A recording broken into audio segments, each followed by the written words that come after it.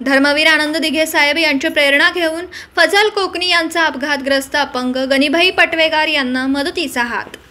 गुरुवर्य धर्मवीर आनंद दिघे युवा प्रतिष्ठान सांगली जिल्हा प्रमुख माननीय फजल कोकणी यांनी काल रात्री शास्त्री चौक मिरज येथे एका अपंग वयस्कर व्यक्ती यांचा अपघात झाला असता त्यांना त्वरित हॉस्पिटलमध्ये नेऊन त्यांचे स्वखर्चाने उपचार करून त्यांना परत घरी पाठवले।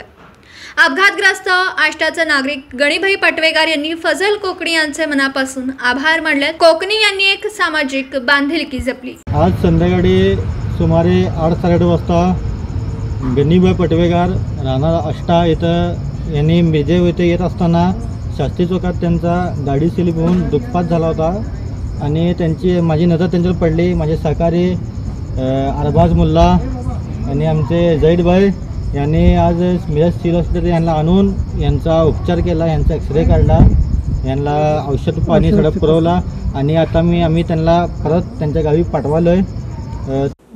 दिवसभरातील घडामोडींचा आढावा घेण्यासाठी पाहत रहा N24 मराठी न्यूज चॅनल।